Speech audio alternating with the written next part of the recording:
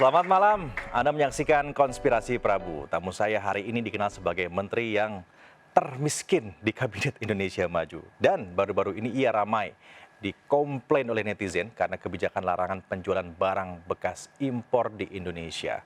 Kita akan langsung saja berdialog dengan Kang Menteri Teten Mas Duki. Boleh kita berikan tepuk tangan untuk tamu Konspirasi Prabu malam ini. Kang Teten, apa kabar, Kang? Baik, Prabu. Sehat? Gimana? Sehat. Alhamdulillah. Masih suka kopi, Kang? Ya, kopi salah satu kegemaran saya. Salah satu kegemaran. Karena terakhir kita ketemu di Konspirasi Prabu itu kan kita saling berbagi tips kopi. Iya. Tips kopinya Kang Teten selalu saya pakai sampai sekarang untuk mencicipi grade kopi itu ya, Iya, Kang, iya. ya. Gimana kabar kopi kita belakangan ini, Kang Teten? Kopi ya, menurut saya komunitasnya udah terbentuk baik ya. Di lokal market kan KP-KP kecil sekarang yang mendominasi, yaitu salah satu keberhasilan UMKM kita ya, brand-brand lokal untuk bisa melawan kopi dari brand luar. Yang besar-besar gitu, Ya, Kang, ya. karena Ini kan kopi KP-KP kecilnya kan kopinya lebih fresh, lebih enak. iya, begitu. iya. Karena lebih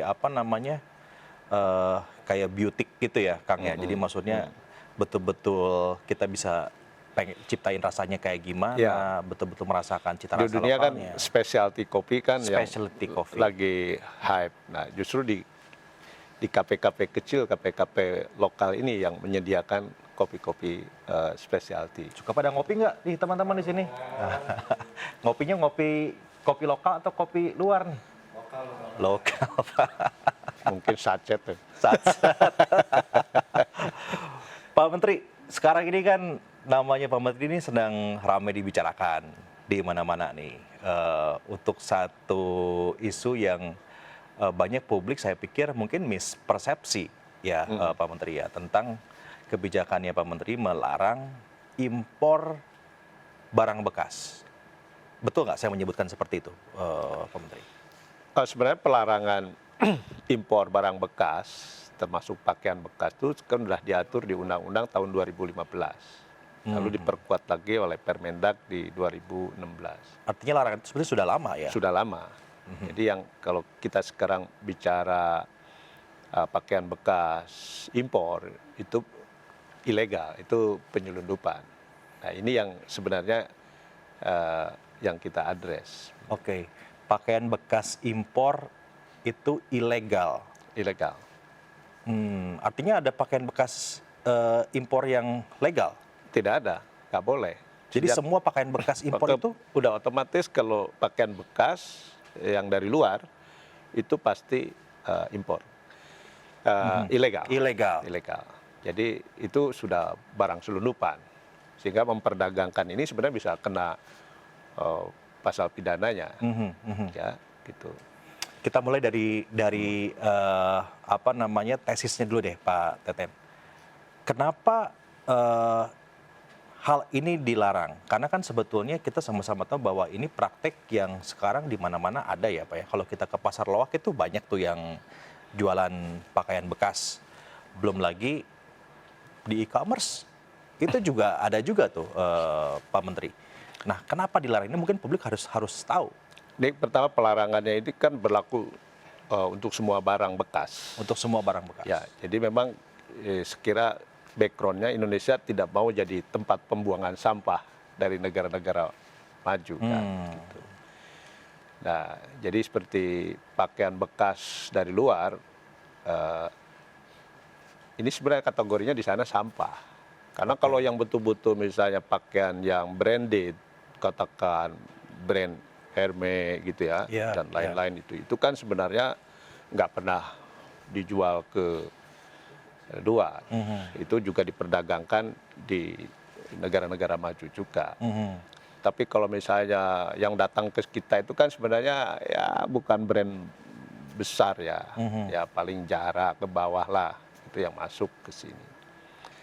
Nah, jadi ini yang tadi spiritnya, background dari pengaturan perdagangan melarang pakaian bekas, kulkas bekas, apapun gitu, itu kan nggak boleh. Itu supaya kita nggak jadi tempat pembuangan sampah tadi ya. Nah, yang Bung Prabu tadi sampaikan kan tadi misalnya tukang loak menjual barang bekas dalam negeri itu nggak masalah gitu. Oke, di sini nih mungkin kita mispersepsi ya nih, Kang Menteri. Jadi sebetulnya kalau tukang loak itu nggak masalah ya? Nggak masalah. Menjual barang bekas itu tidak Nggak masalah? masalah. Ya, termasuk yang thrifting itu kan juga tidak masalah. Itu kan subculture dari masyarakat urban yang ada di mana-mana. Oke, Bukan hanya thrifting pun Indonesia. tidak masalah ya? Tidak masalah. Oke. Jadi thrifting kan bagus, artinya penghematan, recycle, upcycle gitu. Walaupun barang bekas di recycle, di itu juga tidak mudah. Ya, bahkan ada cost lagi dan lain sebagainya. Tapi itu bukan masalah. Yang kita address, yang kita masalahkan sesuai arahan Presiden, yaitu impor pakaian bekas yang di sana sampah masuk ke sini secara ilegal, nggak pasti memukul produsen-produsen pakaian jadi di domestik untuk pasar lokal. Nggak mungkin bisa bersaing. Karena kalau misalnya saya lihat harganya antara 5.000 sampai 35.000, itu kan untuk ongkos produksinya saja. Ya, untuk pasti. Nah, kan kita masa mau membunuh industri dalam negeri, terutama industri pakaian jadi para pelaku UMKM. Jadi ini harus digarisbawahi nih kawan-kawan semua dan juga pemirsa di rumah. Yang dilarang itu bukan thrifting ya? Bukan. Yang sekarang ini beredar kan Pak Menteri melarang thrifting, gitu kan ya? Jadi thrifting itu tidak dilarang? Tidak dilarang. Tidak dilarang. Cuma kan sekarang itu antara baju bekas dengan kultur thrifting itu kan seolah dicampur adukan, ya kan? Padahal ini dua hal yang berbeda. Dua yang berbeda, gitu. Yang satu ini subculture. Subculture, ya. Yang satu ini penyelundupan. Yang ini penyelundupan. Nah, kita kemudian jangan berlindung untuk melegalkan penyelundupan dengan budaya thrifting, gitu. Ya kan? Kita juga jangan ingin melindungi penyelundup dengan membela para penjual pakaian selundupan, kan itu logiknya kan nggak benar. Gitu. Oke, paham sekarang saya Pak Menteri. Jadi sebetulnya yang dilarang itu adalah impor, kalau kita bicara baju ya Pak Menteri ya, karena kan yang lagi rame ini kan bajunya nih ya. Impor baju bekas ilegal. Itu ilegal. Itu yang Pak Menteri sekarang pengen basmi itu ya. Iya, betul. Alasannya adalah karena nanti tidak bisa bersaing dengan produk-produk lokal. Iya, terutama dalam, ya pasti tidak bersaing. Produk lokal yang untuk market menengah bawah. Karena kan pakaian bekas ini yang ilegal ini, yang selundupan ini kan memang untuk kelas bawah. Ya, yang memang daya belinya rendah. Begitu. Kalau thrifting kan tidak ada kaitan dengan daya beli, malah di kelas menengah atas kadang-kadang juga value-nya lebih tinggi, lebih tinggi. mahal. Nah, justru yang pakaian bekas impor yang sebagian besar sebenarnya bukan brand. Ya, karena brand-brand besar itu di negaranya juga para pelaku thrifting pasti diserap oleh mereka. Jadi yang diimpor ilegal ke sini itu diselundupkan gitu, yang kita udah lihat lah yang ball press-an itu pakaian-pakaian non-brand dan juga banyak kan yang imitasi dan lain. Ya KW-KW-nya lah gitu.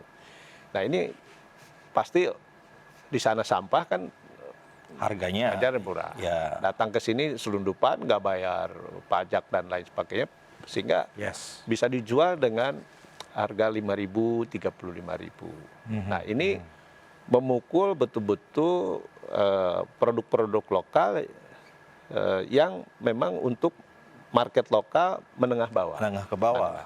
Ya. Nah, ini justru segmen pasarnya para pelaku UMKM pakaian jadi di lokal. Nah, itu artinya yang kalau memang ini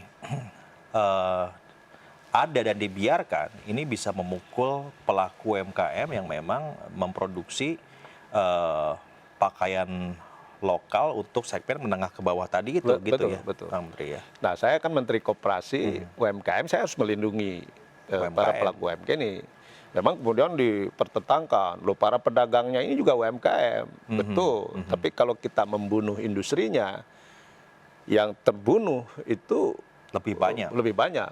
Misalnya konveksi-konveksi kecil ini kan katakanlah di Bandung itu ada 3.000 anggotanya.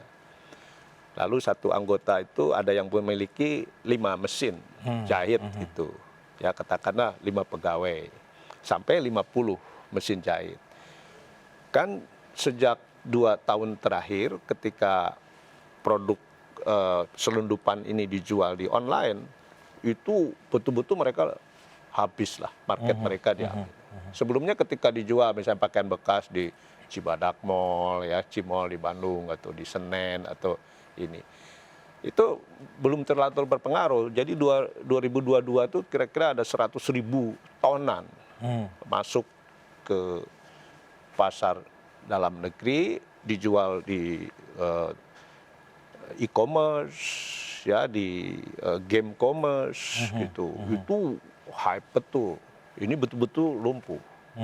Nah, jadi coba bayangkan berapa tenaga kerja yang hilang di para tukang jahitnya, ya, para desainer, distributor, para pedagang, ya, Tukang bahan. ya, pedagang di hilir itu kan hanya bagian dari rantai ini. Jadi hilang lah. Lalu tadi produsen bahan, perusahaan tekstil lokal yang mereka waktu pandemi karena sangat tertolong sekali produk kain-kain mereka diserap oleh para pelaku UMKM ini. Sehingga kami dengan API itu lagi konsolidasi lah ya. Konsolidasi bagaimana API sebagai supplier kain untuk pakaian jadi dengan para pelaku UMKM yang memproduksi pakaian-pakaian jadi untuk pasar lokal. Itu lagi kita benahin betul ekosistemnya supaya mereka bisa dapetin harga yang lebih murah, tidak lewat rantai perdagangannya tidak terlalu panjang begitu. Jadi sekarang saya bisa membayangkan nih, mulai masuk akal nih, Kang Menteri, kenapa kita sering menemukan baju-baju yang harganya 5 ribuan, 10 ribuan. Sebetulnya kan itu nggak masuk ke logika saya juga. Kok bisa sih ini kaos dijual 5.000 rupiah, ini gimana caranya gitu. Jadi karena di luar pakaian itu tidak bernilai, jadi zero cost lah ya, bisa dikatakan. Masuk ke Indonesia tidak dikasih pajak, maka barang itu jadi bisa lebih murah. Sementara itu yang UMKM ini ada pajaknya, harus bayar gaji dan macam-macam gitu ya. Jadi nggak mungkin bisa bersaing. Iya. Sebelum ini misalnya saya pernah memasalahkan perdagangan pakaian muslim lewat e-commerce cross border. Ya, dengan harga yang murah betul. Misalnya satu kerudung pernah dijual 1.200. Padahal di dalam negeri ongkos produksinya 17.000. Satu kerudung 1.200. Ya kan? Itu sama kayak gorengan kali ya. Nah, itu kan terjadi predatory pricing tuh, bukan dumping lagi gitu. Pasti kepukul, akhirnya kami tegur kan, gitu. Akhirnya ditarik gitu. Karena ini nggak fair gitu. Nah, hal-hal seperti itu kan kita perlu protect gitu. Kan kita harus punya keyakinan lah bahwa market kita besar, ya, 270 juta. E-commerce luar pun ingin berbisnis di sini. Nah, kita juga harus punya keyakinan bahwa market yang besar ini bisa menciptakan value ekonomi yang cukup besar untuk para pelaku usaha domestik, ya. Jadi kita juga harus melakukan restriksi ya, pembatasan masuknya barang-barang dari luar. Meskipun kita sudah masuk perdagangan bebas.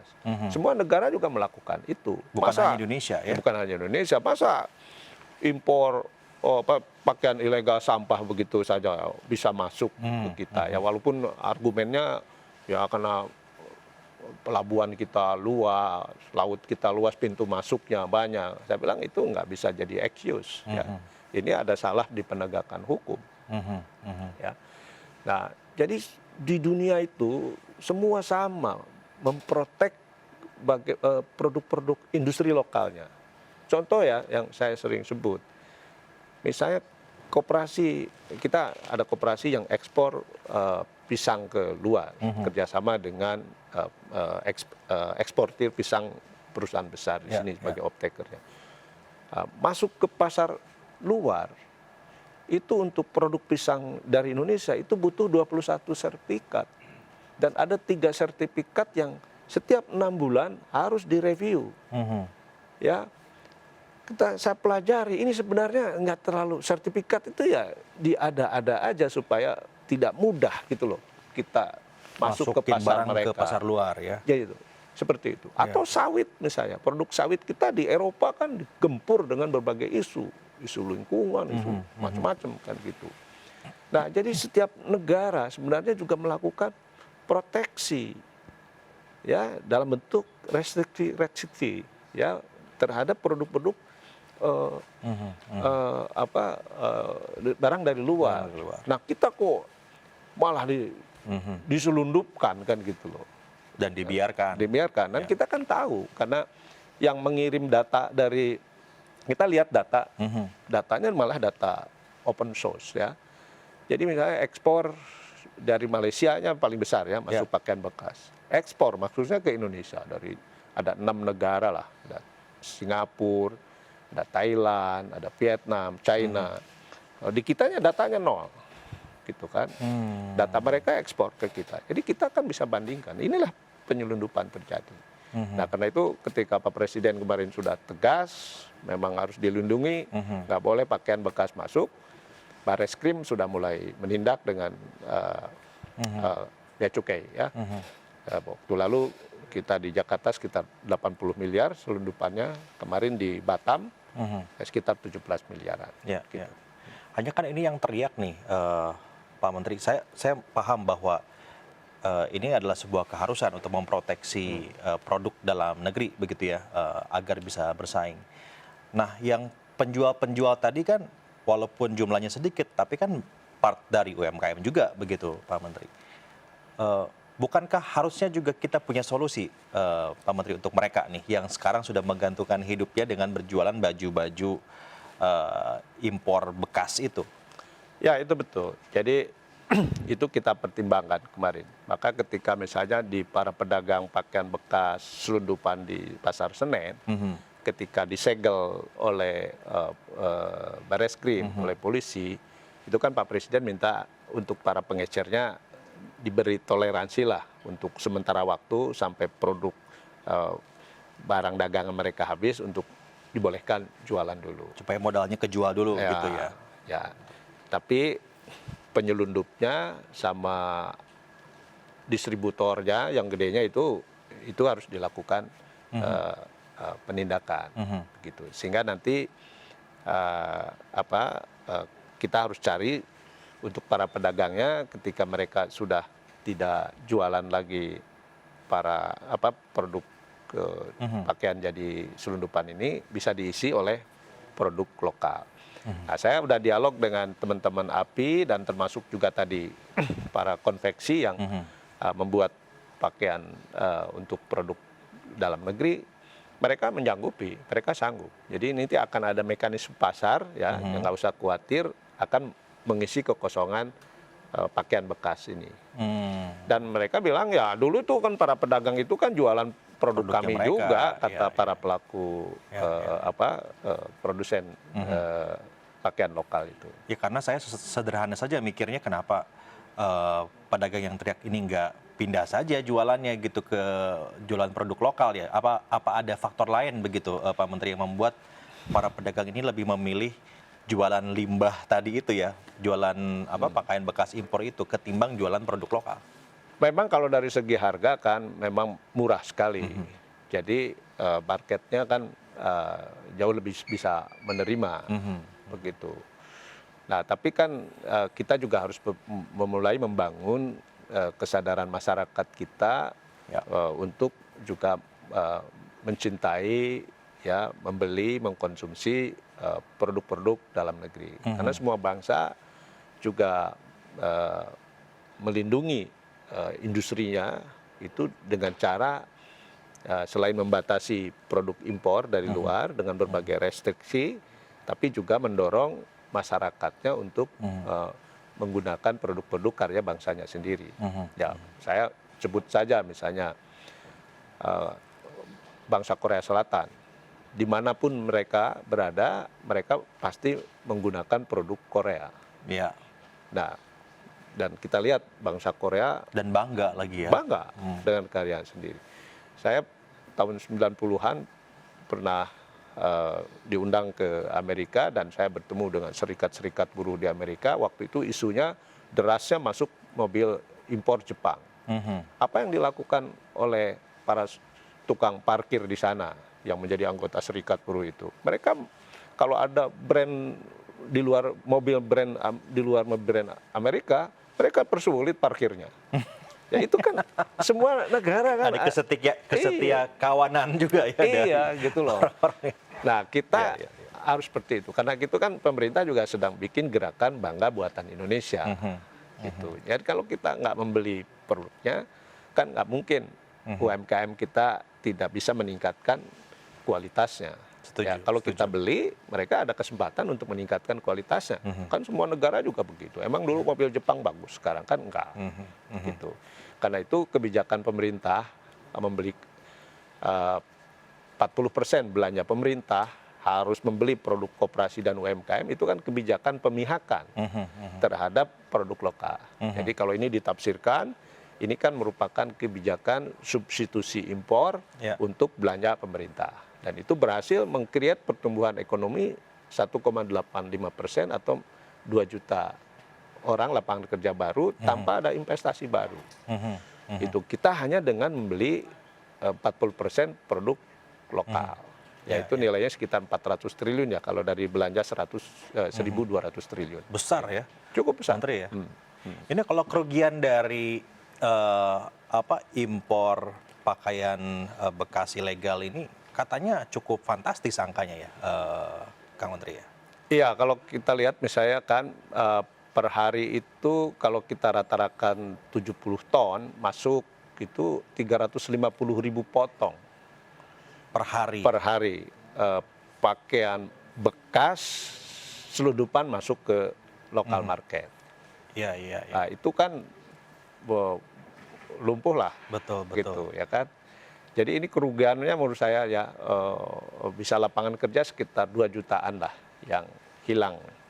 2 juta pekerjaan hilang. Okay. Nah, kalau pajak itu saya menghitungnya tidak terlalu mudah. Ya, kira-kira seperti itu. Tapi cukup besar kalau begitu ya, kalau kita hitung dengan cukup besar lah. Opportunity loss ya dari adanya produk ini, pajak yang hilang, lapangan kerja yang hilang, rantai ekonomi yang hilang, ini mungkin jadi sangat besar. Besar sekali. Mungkin bisa ratusan T kali ya, Kang Menteri. Bisa. Jadi ini yang menurut saya selalu diabaikan karena kita lebih mempertimbangkan para pengecer pakaian bekas ilegal ini. Padahal mereka ini kan sebenarnya yang ditolong oleh mereka itu kan para penyelundupnya. Iya. Ya, tapi kan? saya mau tanya begini sama Kang Menteri. Kang Menteri tahu nggak sih para penyelundup itu siapa aja? Harusnya udah punya data dong. Siapa aja pemain-pemainnya nih gitu. Kalau kita lihat misalnya yang paling besar impornya itu dari Malaysia. Dari Malaysia. Nah, Malaysia datanya ekspor kan. Oke. Nah itu kan Malaysia itu kan dengan Sumatera ini kan deketan. Jadi penyelundupannya kan lewat sebagian besar lewat Sumatera ini. Oke. Jadi itu ya kan menurut saya nggak sulit lah. Tapi itu bukan wilayah saya. Bukan domainnya Kang Menteri. Itu wilayah Bea Cukai, wilayah kepolisian. Ya semoga ada satu kebijakan yang bisa breakthrough gitu, Kang Menteri. Maksudnya tadi Indonesia luas, kalau misalnya hanya dengan kebijakan aja kan sebetulnya di lapangan juga susah kontrolnya gitu ya. Perlu ada kebijakan yang...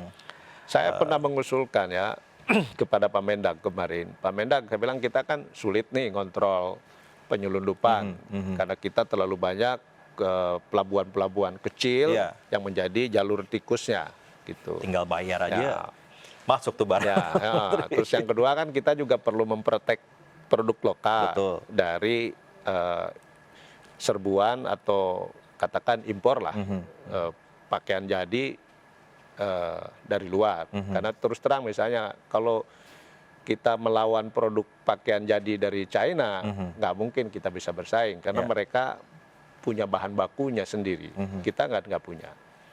Nah, kita baru punya rayon, tapi juga masih sedikit.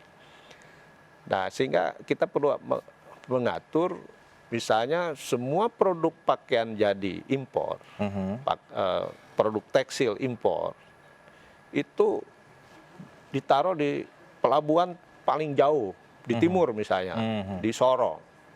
Nah, sehingga nanti kalau ada selundupan-selundupan lewat pelabuhan-pelabuhan di luar Sorong, udah pasti ilegal, gampang, nggak bisa lagi memasukkan kode impornya dan lain sebagainya.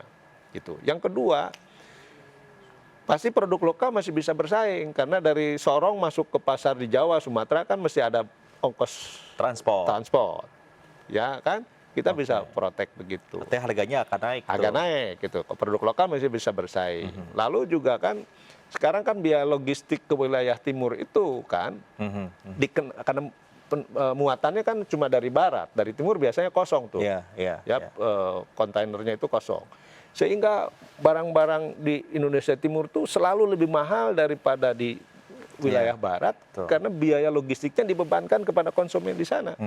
Coba kalau sekarang misalnya semua produk impor itu berlabuhnya di Pelabuhan Sorong, kan perusahaan logistik ada muatan dari sana. Kita juga jadi jalan itu, tol lautnya Pak Jokowi itu. Jadi tol laut jalan, kemudian juga pemerataan juga ya harga di barat jadi kita dan bisa timur memprotek, gitulah. Kan itu kan bisa dilakukan. Itu kan kebijakan pemerintah, bisa. Itu kebijakan menarik tuh Pak Menteri. Mungkin bisa kita dorong lagi nanti. Nah, itu bisa disebut sebagai bagian dari restriksi. Dibikin susah produk gitu ya. Impor, seperti kita tadi, impor pisang aja, apa sih pisang? Susah, barang itu sampai ada 21 sertifikat, apa bahayanya kan? Tapi itu kan pasti untuk memprotek market mereka, merestriksi market mereka, membatasi kan gitu. Baik, menarik ini Kang Menteri. Terima kasih penjelasannya jadi semakin jelas ya terkait pakaian impor bekas ilegal ini. Dari sini suka ada yang pakai baju impor ilegal nggak? Coba dilihat ada nggak Pak Menteri? Dari bahannya gitu ada yang dari kayaknya lokal semua. Lokal semua. Tepuk tangan dulu dong buat Pak Menteri. Oke, Kang Menteri, kita akan jeda dulu. Kita akan kembali saat lagi dengan beberapa diskusi yang menarik dari seorang sosok Kang Menteri Teten Mas Duki. Sesaat lagi.